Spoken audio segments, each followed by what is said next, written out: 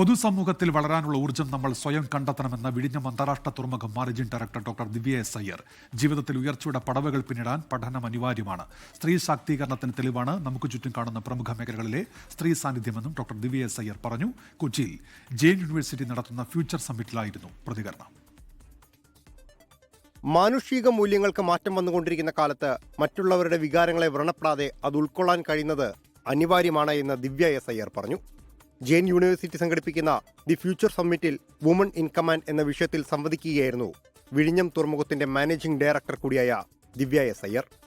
രാജ്യത്തെ തന്നെ വലിയ ബൃഹത് പദ്ധതി ഒരു വനിതയായതുകൊണ്ട് മാത്രമല്ല തന്നെ ഏൽപ്പിച്ചത് എന്നും അത് കേരളത്തിന്റെ പുരോഗതിയുടെ ലക്ഷണമാണ് എന്നും ദിവ്യ പറഞ്ഞു.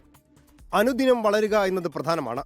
അതിന് നമ്മൾ തന്നെ സമയം കണ്ടെത്തണമെന്നും പുതിയ മേഖലകൾ പഠിക്കാൻ മടി കാണിക്കരുത് എന്നും ദിവ്യ എസ് അയ്യർ കൂട്ടിച്ചേർത്തു. അനവധി പ്രശ്നങ്ങളാൽ ഇങ്ങനെ വലിഞ്ഞു നിൽക്കുന്ന ഒരു സമയത്ത് ആ നിർണായക ഘട്ടത്തിൽ അങ്ങനെ ഒരു ചുമതല എന്നെ വിശ്വസിച്ച് ഏൽപ്പിച്ചു എന്നുള്ളത് തന്നെയാണ് അതിൻ്റെ ഏറ്റവും വലിയൊരു അംഗീകാരമായിട്ട് ഞാൻ കണക്കാക്കുന്നത്. അവിടെ ഈ പറഞ്ഞതുപോലെ സ്ത്രീയാണോ പുരുഷനാണോ എന്നുള്ള ഒരു ചോദ്യത്തിലുപരിയായി വിശ്വസിച്ച് ഏൽപ്പിക്കാൻ പറ്റുന്ന അതിന് കെൽപ്പുള്ളൊരു ഉദ്യോഗസ്ഥയാണോ എന്ന് മാത്രമായിരിക്കണം നോക്കിയത് എന്ന് ഞാൻ കരുതുകയാണ്.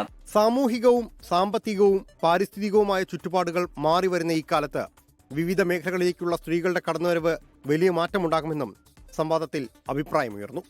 മാധ്യമപ്രവർത്തകയായ ആര്യ പി നായർ സംവാദം മോഡറേറ്റ് ചെയ്തു. 24 കൊച്ചി.